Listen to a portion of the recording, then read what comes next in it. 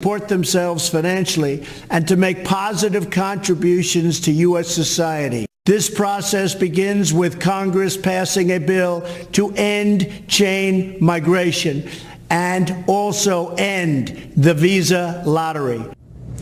On the economic front, the president will talk about the imbalance of trade the U.S. has with China. On Fox News Sunday, Treasury Secretary Steve Mnuchin discussed the administration's push for fair trade. This isn't about trade wars. This is about reciprocal fair trade. And if we have to protect American workers and put on tariffs or other things where they don't have fair trade with us, the president will do that. And senior administration officials also say the national security strategy document is mandated by law and must be given to Congress. The official adds no administration has ever finished it in its first year. They add the Trump administration has completed it in 11 months. Back to you.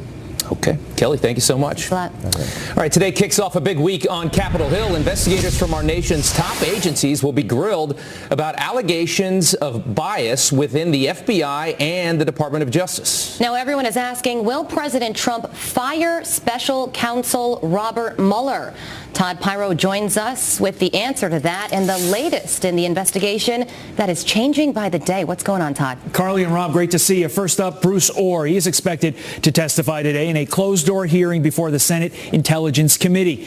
You'll recall he's the former Associate Deputy Attorney General demoted at the Justice Department in the wake of revelations about undisclosed meetings he had with officials from Fusion GPS. That's the company that commissioned the anti-Trump dossier containing salacious allegations about then candidate Donald Trump.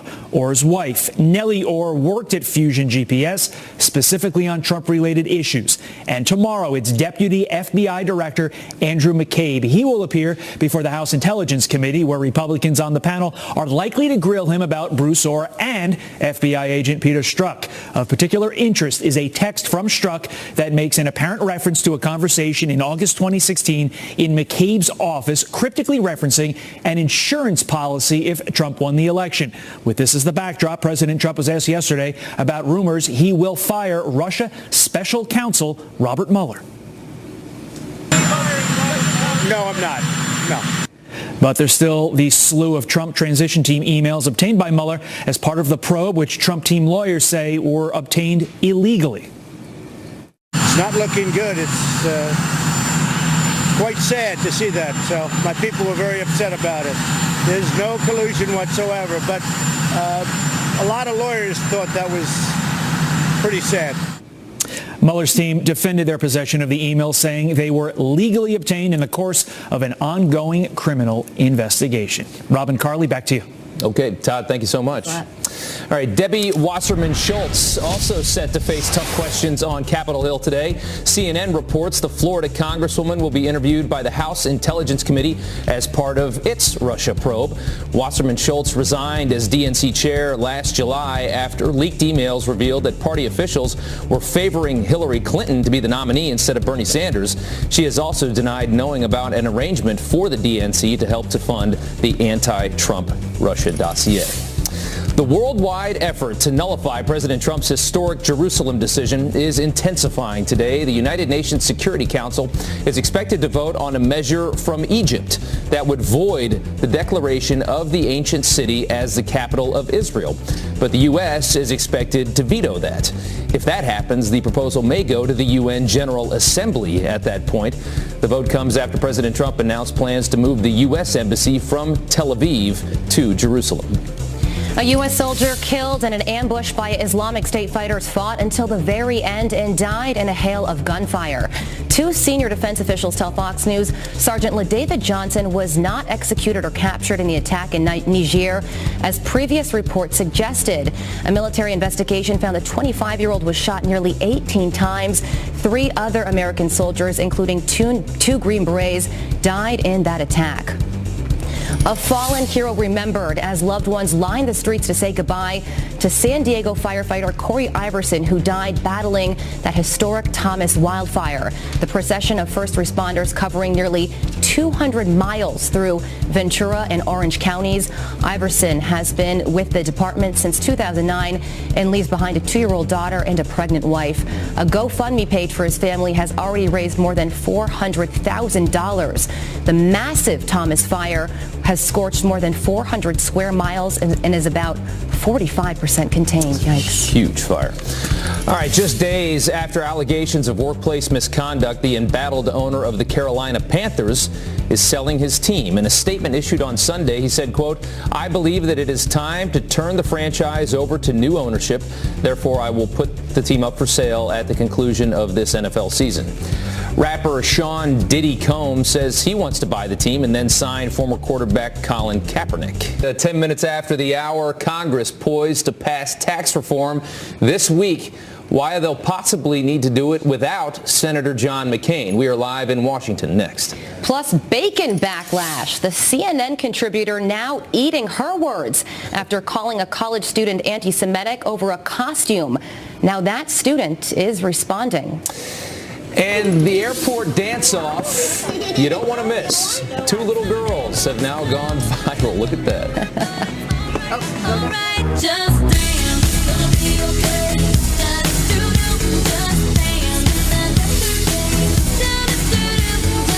Starting today on Capitol Hill as Republicans unite behind their tax reform bill to deliver it to the American people in time for Christmas. Yeah, Griff Jenkins is live in Washington this morning. Griff, it's starting to look like it's going to be a real thing. Where does it stand right now? Well, you know, Robin Carly, good morning. Critics said it couldn't be done, but the president is poised to prove them wrong in a major way this week. He predicted over the weekend on Twitter that he was going to deliver on that campaign promise of historic tax reform and says it's just days away. This is Republican leaders say they are confident they have the votes in this razor-thin majority, despite news that Senator McCain has returned to Arizona and will miss the vote. The president says he spoke with Mrs. McCain, and if needed, the senator would return. I did speak to Cindy McCain, and I wished her well. I wish John well. They've headed back, but I understand he'll come if we ever needed his vote, which hopefully we won't. Meanwhile, Treasury Secretary Mnuchin took to the Sunday shows touting the benefits this brings the middle class and the simplification of the system. Over 90% of Americans are going to fill out taxes on that postcard or a virtual electronic postcard. This is about simplifying taxes and simplifying the business system. So there will always be people who complain that are losing tax breaks, but this is about making it simple for the American public. But they're going to have to do it without a single Democrat. Senator Bernie Sanders says this is just a tax cut for the wealthy. At the end of the day, what you had is people like Mr. Mnuchin, who himself is worth $300 or $400 million, the President of the United States, who is worth several billion dollars. What we are seeing here is a real massive attack on the middle class. So here's where we are. The voting could begin as early as tomorrow. The goal for the president's signature by Friday, guys. All right, Griff Jenkins, live in Washington, D.C. Thanks, Griff. Now, Democrats waging war against the Republican tax reform plan since day one. That's right. Fox News contributor Kevin Jackson says this was never about the actual proposal. It is about Trump winning the White House. 2 words, we won. You know, they passed Obamacare. Most of the nation hated it. You've seen the outcome. At least with Trump, you've got 1 year under your belt. And consumer confidence through the roof, unemployment at an all-time low. I mean, what can you look at and go, this guy doesn't make it happen? So when he proposes something, at the very least, you can say, I've got a year of success. Contrast that with Obama's first year, where he had lost 4 million jobs, unemployment through the roof, and on. Why would you follow that logic? So Trump has a proven track record, and believe me, those Rust Belt Democrats and all the people that supported him, they understand. Well, Democrats say they are voting no to this because it adds more than $1 trillion to the deficit and that too much of the cuts go to the wealthy instead of to the middle class. But the Trump administration maintains that families, most all families, will start seeing bigger paychecks come February. All right, Doug Jones is not in Washington yet, but the new Alabama Senate-elect says he's already ready to reach across the aisle. I'm going to be a Doug Jones Democrat for sure. I'm going to be looking at issues on both sides. I'm going to do what I believe is in the best interest of both the country and my state. Everybody thinks because you're a member of one party or another, you're going to vote a certain way. Don't expect me to vote solidly for Republicans or Democrats. Jones also says the country needs to move on from sexual harassment allegations against President Trump. Jones was declared winner of last week's race against Republican Roy Moore, who still has not conceded. A CNN contributor slammed for going out of bounds. Hillary Rosen wrongfully berating a Georgetown student because of the outfit that he was wearing. She tweeted, "Look at that guy. Look at the guy in the bacon suit. This is a Georgetown Hoyas fan's anti-Semitic smear to the Syracuse team." The student himself responding on Twitter writing, "Hey, it's bacon, man. It's actually Mr. Bacon, pronounced bacon."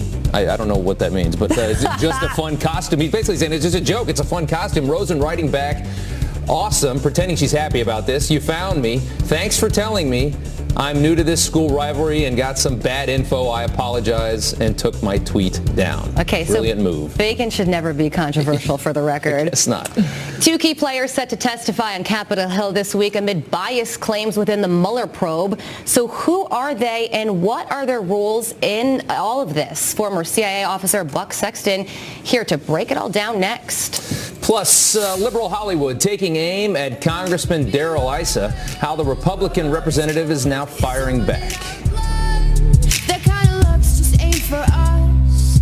We crave a different kind of buzz. Let me be your DOJ and FBI officials are preparing to be grilled by lawmakers on potential bias within Bob Mueller's Russia investigation, with some now saying that this, whatever this is, could be worse than Watergate. Here to break down the key players and the role they play is former CIA officer Buck Sexton, a man who knows a whole lot. So Bruce Ohr is set to testify today, Andrew McCabe tomorrow. Can you tell us why lawmakers are concerned they are biased against President Trump, essentially? Well, what you've seen here is a series of high-level DOJ and FBI officials who have been involved at key points, not just in the Russia collusion investigation, but also in the Hillary Clinton email investigation, which adds to the perception of partisanship here. And when you're talking about specifically Bruce Ohr, who's going to be testifying this week, this is somebody who met with Fusion GPS. The Fusion GPS so-called dossier may have been the basis for the entire counterintelligence investigation that led to the Russia collusion investigation. So in a sense, you have someone here who may have been around and involved in the very origins of all this Russia conspiracy mongering, and also, by the way, has a wife who was working for Fusion GPS. At some point, the coincidences pile up too high. Yeah, and then we go to McCabe now, the FBI deputy director now, who was running the FBI for a short period of time. He was the interim at one point. And the conflict there is that his wife had gotten money. She's a state senator in, I believe, Virginia, and she had gotten money from some Hillary Clinton cronies and a pretty sizable amount of money as well. And this is the guy running the FBI. Right. You have somebody who is acting FBI director whose wife has close ties to the DNC, to Terry McAuliffe, is running as a Democrat politician, and also is mentioned specifically, we believe, it's by first name, but it would make sense, in the text messages from Peter Strzok, who has referred to President Trump as loathsome. That in and of itself is in poor taste, but isn't necessarily problematic from a bias perspective. But when you look at the possibility of these former, or these FBI and DOJ, not former yet, officials saying that they wish there was an insurance policy in the case of Peter Strzok, that's where Andy McCabe, or Andrew McCabe's name, is a problem coming up in the investigation, as well as a whole bunch of other possible ties to the Clintons. Yeah, that's right. And there's that, I think there it is right there. There's that text message talking about that insurance policy, and it sounds like this conversation happened in McCabe's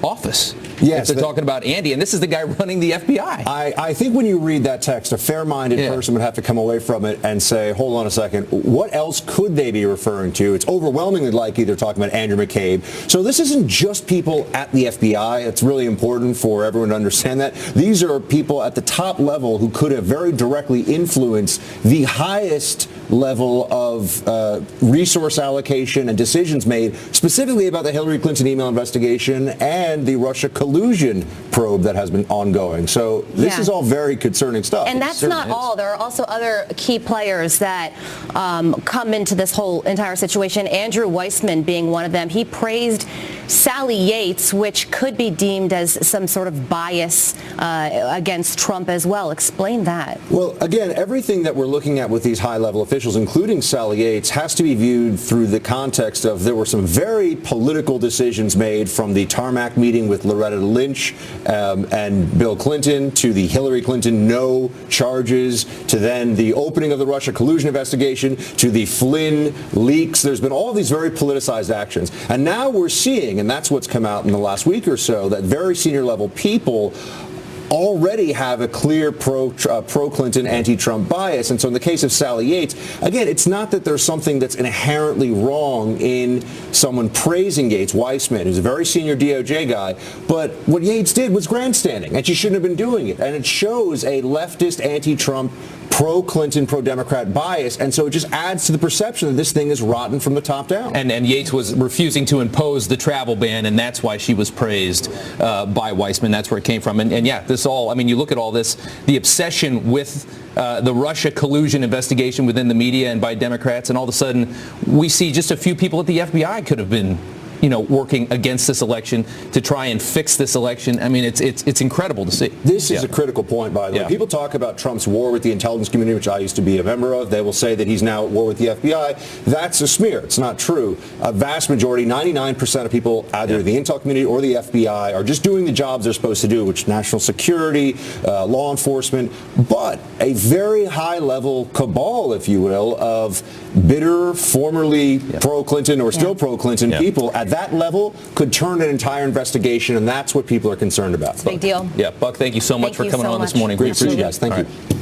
All right, 27 minutes after the hour, President Trump and Republicans about to pass major tax reform, it appears, without any help from Democrats. Is that a bad gamble by the left? We debate next. And the message LeBron James is sending on the court with his shoes. Check that out. We'll explain coming up right after this. Welcome back. Republicans now eyeing the finish line on tax reform, but Democrats not backing down just yet. Tax reform bill is a disaster. It helps the wealthiest, most powerful corporations and individuals, and it hurts the middle class. But is this strategy a major miscalculation by the left? That's what we're talking about today. Joining me now to debate this is the executive director of the PAC, America Rising, Alexandra Smith, and Democratic strategist Chuck Rocha. Guys, thanks so much for coming on this morning. Alex, we're going to start with you. You've got this essential plan. We've all seen the bullet points of what this tax reform plan is many times, and now it's being blended together. You have two completely different sides on this. You have the Republicans saying this is the greatest thing ever, and Democrats saying this is a full-on assault on the middle class. How can you get two completely different stories from the same plan? Well, of course, we have politics at play here once again. I mean, I think you can look no further to some of the Democratic rhetoric on this to see what their objective is. I think Senator Schumer called this a gift behind closed doors. Nancy Pelosi said that this was their roadmap to take back the House. And so I think that they're really aiming to ramp up the rhetoric on this just to achieve a single goal, which is to try to tank the GOP in 2018. Meanwhile, this tax plan is going to help millions of Americans. Whether you look at the increased standard deduction, both for individuals and for married couples, or the expanded child care tax credit, this is going to put money back into the wallets of the American people. So I think for the Democrats to be playing games like this is really going to hurt them in 2018. Yeah, Chuck. Well, I mean, I think Chuck, you would argue that both sides use rhetoric all the time. But let's get down to the meat of the actual issues here. You know, the Democrats are trying to pose this as though it's going to be a tax cut for the corporations and the wealthy on the backs of the middle class. But it does appear that everybody gets a tax cut. Is the reality here that just the middle class is not getting as much of a cut as Democrats think they should be getting, and Democrats think that the big guys are getting too much of a cut? Rob, let me be clear. I'm a political consultant. Rhetoric is my business. Chaos is good for me and my work, but let me be clear about this bill. Sorry. It's not really the Democrat or the Republicans. It's the people who think this is unpopular. And out there right now, this bill is the most unpopular tax bill in the history of our country. Sure, you're going to have people on my side saying you're not giving the poor guys anything. Everybody on the Republican side saying if you give all the rich guys a tax break, it'll trickle down. I'm in Miami today. Yesterday I was out fishing, and my fishing guide, unpromoted to me, said, Chuck, what's going on in Washington, and why they want to give all our money to the richest guys on Wall Street? I was like, I'm winning. This is good. Well, I do think there's a point that the media is against it, and it also has Trump's name on it, which could be why it's very unpopular right now. Let's go to topic 2, though, real quick. I want to talk about 2018, and Chuck, we'll go back to you really fast. NBC saying that the Democrats have the biggest edge in decades in the midterms coming up here. What do you say? Look, I'm not going to pound my chest because we're doing good. It's just a fact that no matter what president is in office, the opposite party always wins seats in the off year. But I think this is going to be a special year. I've been doing campaigns for 27 years, and I've never seen the groundswell of activism among the base of our party. So if those normal voters who vote in a presidential year come back and vote in an off year, it's going to be a big year for the Democrats. Alex, we were just talking about this during the commercial break. This is a pendulum. It swung to the right last year, and you're saying it'll swing back. Well, I mean, when you look at just how many candidates are running on the Democratic side, that's going to be a huge problem from them because their recruitment strategy, unlike a big year for them like 2006, isn't coming from the top down, it's coming from the bottom up. So you have all of these groups who are contributing candidates, and when all of these candidates are in the field and they're tearing voters apart over issues like impeachment and single-payer health care, I think what we're really going to see is that money's going to be spent early, money that can't be then spent in the general election. I think giving Republicans a little bit of an advantage. All right. Well, we shall see. It was an NBC poll, and we all know how much we can trust polls after 2016, don't we, guys? Thank you so much for coming, for joining us this morning. We appreciate it, guys. Thank you so much. Carly, over to you. Thanks, Rob. Putting America first. President Trump promising to build up our military in the face of terror. The commander-in-chief set to lay out his national security strategy today. Senior administration officials say he will lay out 4 pillars: protecting the homeland, promoting American prosperity, preserving peace through strength, and advancing American influence abroad. The president also urging Congress to stop playing politics with troops. Hudson Institute senior fellow Rebecca Heinrich is supporting his America First mentality. We're getting out of the business of nation building. We're getting out of the business of, trying to meddle in other people's countries where there isn't a clear national security interest for the United States and for Americans. It's going to focus on the threats that we know, that are known, that really harm the United States, and it's going to attack those really head on and try to address them. Now, President Trump will also address trade imbalances between the United States and China. A brand new bombshell report reveals just how far the Obama administration was willing to go to ensure the 2015 Iran nuclear deal would stay on track. According to Politico, the administration gave the Iranian-backed militant group Hezbollah a free pass on drug trafficking operations, some unfolding right here in the United States. Officials secretly throwing roadblocks at the DEA, derailing its efforts to track some of its top operatives. Former Obama officials insist their decisions were meant to improve relationships with Iran to help stall its nuclear weapons program. And hundreds of people attending a funeral of a Vietnam veteran and Purple Heart recipient who they never even met. The Indiana Funeral Home couldn't find any of 68-year-old Glenn Shelton's family members, so they reached out on Facebook, inviting people to come pay their respects to the Marine. I know he's looking down on us and just smiling because his family's here. His family is truly here. And listen to this. So many people showed up. The ceremony had to be held in a bigger venue where it was still standing room only. Now, I know it is cold here in New York City, but for a more complete look at weather, Janice Dean, what you got? Are you ready for a warm-up? Really? Yes. Yes, it's going to happen here in the New York City area. Temperatures close to 60 degrees by the weekend, and then it'll come all the way down again. So let's take a look at it. We've got warm air coming from the south ahead of this boundary. 34 right now in New York. We had a little bit of snow flurry activity north and west of the city, and you can see where the cold air is across the central U.S. There are the temperature changes, but I mean, we're really going to reach far into the 50s this weekend, even the 60s by week's end. So the past 24 hours, you see all of that abundant moisture coming in from the Gulf of Mexico up towards the northeast, but not a big deal here. And again, the big story here is going to be the extreme warm-up that's going to happen